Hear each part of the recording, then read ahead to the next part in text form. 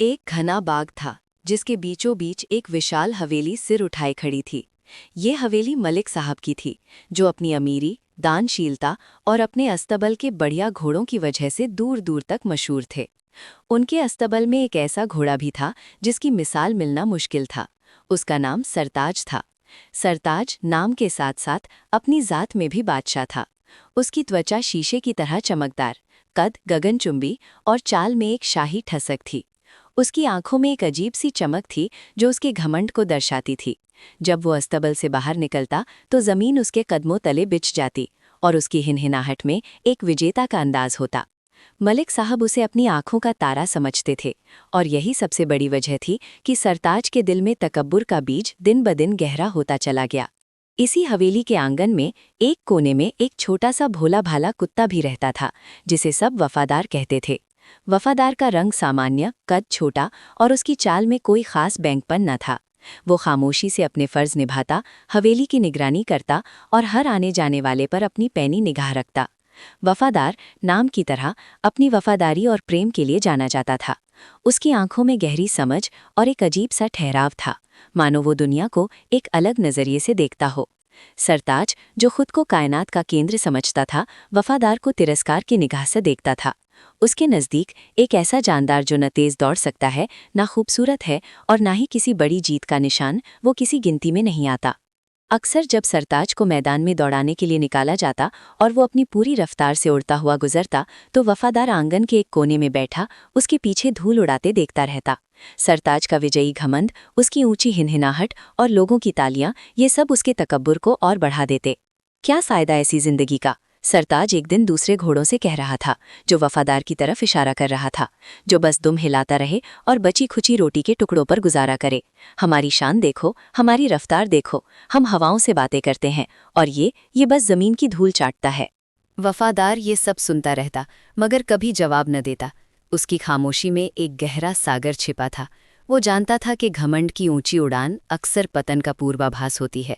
उसने देखा था कि कैसे वक्त बदलता है, कैसे हालात करवट लेते हैं और कैसे आज का विजेता कल का मगलूब बन जाता है। लेकिन सरताज अपनी ताकत और खूबसूरती के नशे में चूर था। उसे किसी की नसीहत या खामोश इशारों की परवाह न थी। वो सिर्फ अपनी तारीफ सुनना चाहता था, सिर्फ अपनी महानता के गीत गाना चाहता था। मलिक साहब की हर महफिल में सरताज की तारीफ होती। वो सालाना घुड़दौड़ में हमेशा अव्वल आता और हर जीत के बाद उसकी कदरों कीमत और बढ़ जाती। उसकी लगामें सोने की, उसकी जीन मखमल की और उसके दानों में अच्छी किस्म की गेहूं और चना होता। जबकि वफादार को जो कुछ मिल जाता वो शुक्र के साथ खा लेता। मलिक साहब भी उसे प्यार देते थे, मगर सरताज की तरह उस पर इतनी तवज्जो न देते, और ये बात सरताज को और घमंडी कर देती। एक बार हवेली में एक मेहमान आया जो घोड़ों का बहुत बड़ा शौकीन था। वो सरताज को देखकर हैरान रह गया और मलिक साहब से उसकी बहुत तारीफ की। बातों बातों में उसने हवेली के दूसरे जानवरों के बारे में पूछा। जब मलिक साहब ने वफादार का जिक्र किया तो मेहमान ने लापरवाही से कहा, आह कुत्ता, वफादारी के लिए ठीक है, मगर इनकी क्या हैसियत एक शाही घोड़े के सामने। सरताज ने ये बात सुनी और उसकी गर्दन और अकड़ गई। उसने दिल में सोचा, देखो मेरी शान, मेरी महानता, कहाँ ये मामूली वफादार और कहाँ मैं। वफादार ने कभी भी सरताज के तकब्बुर आमेज बातों का बुरा नहीं माना। वो अपनी धुन में रहता और मलिक साहब के परिवार के साथ एक अलग ही लगाव रखता। वो छोटी छोटी बातों में वफादारी दिखाता, बच्चों के साथ खेलता, बूढ़े माली के साथ उसके बाद में टहलकदमी करता और कभी कभार रात गए जब सब सो जाते तो वो हवेली के कोने कोने का चक्कर लगाकर इस बात को सुनिश्चित करता कि सब महफूज हैं। उसका ये खामोश किरदार किसी घुड़दौड़ की जीत से कम न था।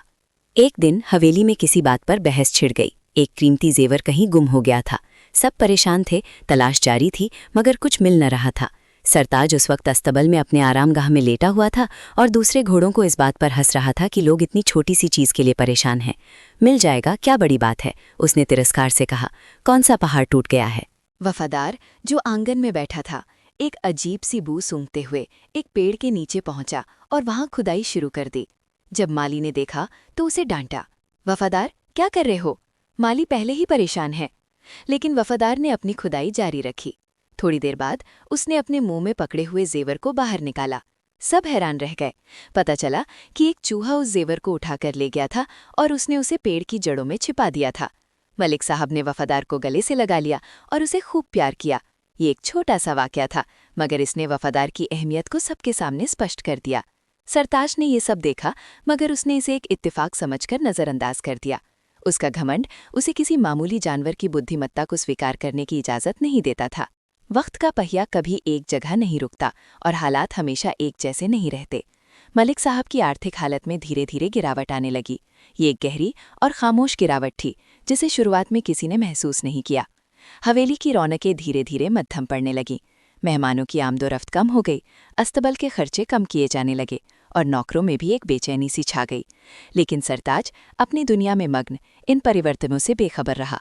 उसका गुमान था कि उसकी शान कभी कम नहीं हो सकती। वो अब भी अपनी खूबसूरती और रफ्तार पर फख्र करता।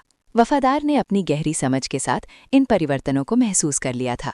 उसने देखा कि मलिक साहब के चेहरे पर परेशानी की लकीरें गहरी होती जा रही हैं और उनकी हंसी में वो पहले वाली खनक नहीं रही। वो रातों को जागकर हवेली के इर्द गिर्द चक्कर लगाता और उसकी आंखों में एक चिंतित चमक होती। वो जानता था कि जब आंधी आती है तो सबसे पहले ऊंचे पेड़ ही गिरते हैं और छोटे पौधे अक्सर जमीन से चिपटकर बच जाते हैं। एक दिन मलिक साहब ने अपने पुराने और वफादार नौकरों को बुलाया और दुखी लहजे में बताया कि उनके कारोबार में बहुत नुकसान हुआ है और अब वो हवेली को पहले की तरह नहीं चला सकते। कुछ नौकरों को फारिग करना पड़ेगा और कुछ जानवरों को भी बेचना पड़ेगा ताकि खर्चे पूरे हो सके। ये खबर हवेली में बिजली बनकर गिरी। सब परेशान थे, लेकिन सरताज को इस बात का कोई एहसास न हुआ। उसे लगा कि वो तो मलिक साहब का सबसे कीमती एसेट है, उसे कोई कैसे बेच सकता है। लेकिन किस्मत के खेल निराले होते हैं। एक दिन एक व्यापारी हवेली में आया। उसकी नज़र सरताज पर पड़ी तो वो हैरान रह गया। उसने मलिक साहब को सरताज के लिए बहुत बड़ी कीमत की पेशकश की।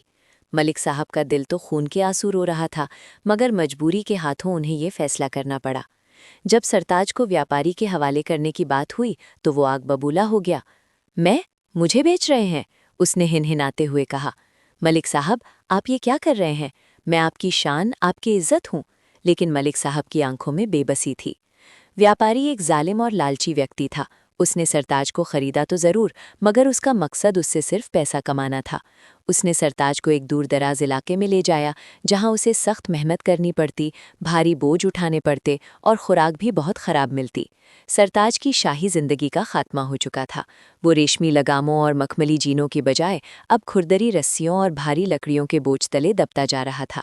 उसकी चमकदार त्वचा अब धूल और पसीने से अटी रहती और उसकी आंखों की शाही चमक फीकी पड़ गई थी। ये कैसी जिंदगी है? सरताज मन ही मन में रोता। मैंने कभी सोचा भी न था कि मुझे ये दिन भी देखने पड़ेंगे। उसका घमंड जो आसमान से बातें करता था, अब मिट्टी में मिल रहा था। उसे मलिक साहब के अस्तबल के वो दिन याद आने लगे जब वो अपनी मर्जी का मालिक था, जहां हर चीज़ उसके इशारे पर होती थी।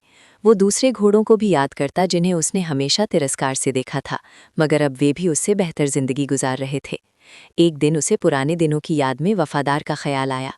वो मामूली कुत्ता, उसने सोचा, जिसे मैं कुछ न समझता था, क्या वो अब भी मलिक साहब के साथ है? क्या वो अब भी उसी हवेली में है जहां मैं कभी शान से रहता था? उसे वफादार की वो खामोश सलाहें याद आईं, उसकी वो गहरी अंतर्दृष्टि याद आई जो उसने कभी नज़रअंदाज की थी। वक्त गुजरता गया, सरताज की हालत बद से बदतर होती गई। उसकी शारीरिक ताकत कमज़ोर पड़ गई थी और उसका दिल भी बोझिल हो चुका था। उसने अपनी ज़िंदगी में पहली बार सही मायनों में करमफल का सामना किया था। उसका घमंड, उसकी हठधर्मिता और दूसरों को तुच्छ समझने का नतीजा अब उसके सामने था। वो समझ गया था कि ताकत और खूबसूरती स्थायी नहीं और वास्तविक मूल्य इंसान के चरित्र, उसकी सादगी और उसकी वफादारी में होता है। एक दिन जिस व्यापारी ने सरताज को खरीदा था, वो उसे एक कस्बे के बाजार में बेचने के लिए लाया। सरताज की हालत ऐसी थी कि उसे पहचानना मुश्किल था। उसकी हड्डियां निकल आई थीं और उसकी चाल में पहले वाली चमक बिल्कुल न थी। वहां पर बहुत से लोग मौजूद थे, जिनमें कुछ पुराने जानने वाले भी थे जो कभी मलिक साहब की हवेली में आया करते थे। उनमें से किसी ने भी सरताज को न पहचाना। वो सर झुकाए खड़ा था, शर्मिंदगी और दुख के बोझ तले। अचानक उसकी नज़र एक जानी पहचानी शक्ल पर पड़ी। एक कोने में एक बूढ़े व्यक्ति के साथ एक कुत्ता बैठा था जो बिल्कुल वफादार जैसा दिखता था। वफादार! सरताज का दिल जोर से धड़का। क्या ये वही वफादार था? वो मलिक साहब भी तो नहीं लगते थे। करीब आकर उसे पता चला कि ये वही वफादार है, मगर मलिक साहब के आर्थिक हालात और ख़राब होने की वजह से वफादार को एक दूसरे गरीब व्यक्ति के साथ रहना पड़ रहा था। वफादार, हालांकि उसकी जिंदगी भी पहले जैसी नहीं थी, मगर उसकी आंखों में वो गहरी समझ और संतोष अब भी मौजूद था। वो अब भी अपनी छोटी सी दुनिया में वफादार और मेहनती था। वफादार ने सरताज को पहचान लिया। उसकी आंखों में दुख और हमदर्दी की एक लहर दौड़ गई। वो चुपचाप सरताज के करीब आया और उसके पांव को सूंघा। सरताज ने पहली बार किसी से इतना अपनापन महसूस किया। उसकी आंखों में आंसू आ गए। वफादार, सरताज ने बहुत धीमी आवाज में हिनहिनाते हुए कहा, क्या तुमने मुझे पहचान लिया? वफादार ने जवाब में एक नरम सी आवाज निकाली, मानो कह रहा हो, हाँ सरताज, मैंने तुम्हें पहचान लिया है। सरताज ने पहली बार अपनी जिंदगी में इतनी विनम्रता महसूस की। मैं कितना नादान था वफादार, मैं अपनी ताकत, अपनी खूबसूरती के नशे में चूर था। मैंने तुम्हें हमेशा तुच्छ समझा, तुम्हारी खामोशी को कमजोरी समझा। तुमने मुझे जो सलाहें दी थी, मैंने उन्हें कभी अहमियत नहीं दी। आज मैं इस हाल को पहुंचा हूं कि कोई मुझे पहचानता भी नहीं और मैं अपने अतीत पर शर्मिंदा हूं। ये कर्मफल है वफादार, मैंने जो बोया वही काट रहा हूं। वफादार ने एक लंबी सांस ली और सरताज के करीब बैठ गया। उसकी आंखों में अब भी वही गहरी समझ थी जो वक्त के बेरहम थपेड़ों से भी फीकी नहीं पड़ी थी। उसने सरताज की तरफ देखा और मानो अपनी खामोश जबान में कहा, सरताज, जिंदगी एक ऐसा शिक्षक है जो सबको सबक सिखाता है। घमंड, तकब्बुर और दूसरों का तिरस्कार, ये वो आग है जो आखिरकार अपने ही घर को जलाती है। असली शान ना तो बाहरी खूबसूरती में है और ना ही अस्थायी ताकत में। ये तो इंसान के चरित्र, उसकी विनम्रता, उसकी ईमानदारी और उसकी वफादारी में छिपी है। तुमने कभी मेरी छोटी सी दुनिया को नहीं समझा, जहाँ इज्जत और सुकून के लिए किसी बड़ी जीत की ज़रूरत नहीं पड़ती। वफादार ने मज़ीद कहा, मैंने हमेशा अपनी छोटी सी हैसियत में खुशी पाई। मैंने कभी किसी से मुकाबला नहीं किया, किसी को नीचा दिखाने की कोशिश नहीं की। मेरा काम सिर्फ अपने मालिक की रक्षा करना और अपनी जिम्मेदारी निभाना था। यही मेरी सबसे बड़ी दौलत थी। तुम्हारी खूबसूरती और ताकत तो क्षणिक थी, मगर तुम्हारा घमंड तुम्हारा सबसे बड़ा दुश्मन साबित हुआ। आज जब तुम अपने घमंड की हार देख रहे हो, तो उम्मीद है कि तुमने ये सबक सीख लिया होगा कि विनम्रता और सादगी में ही असल सुकून है। सरताज की आंखों से आंसू बह निकले। उसने कभी सोचा भी ना था कि वफादार, जिसे वो कभी घास फूस समझता था, एक दिन उसे ऐसी गहरी सलाह देगा। उसने सच्चे दिल से तौबा की, अपनी गलतियों को स्वीकारा और सच्चे मायनों में बदलने का इरादा किया। उसने समझ लिया था कि जवानी, खूबसूरती और ताकत महज क्षणिक बहारें हैं, मगर अखलाक, वफादारी और विनम्रता ऐसे फूल हैं जो कभी मुरझाते नहीं। व्यापारी ने सरताज को एक कमज़ोर और बीमार घोड़ा समझकर एक बहुत ही कम कीमत पर एक गरीब किसान को बेच दिया। ये किसान भी उस कस्बे का ही रहने वाला था।